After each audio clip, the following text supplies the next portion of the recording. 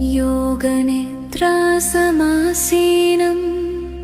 क्षीराब्धिशयनं हरिं शान्तं जगद्धितं विष्णुं स्मरामि शरणं गतः।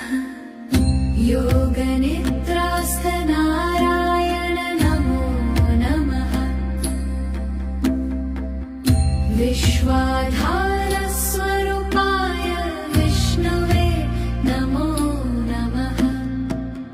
योगनिद्रास्थ नारायण नमो नमः। अनन्तशयन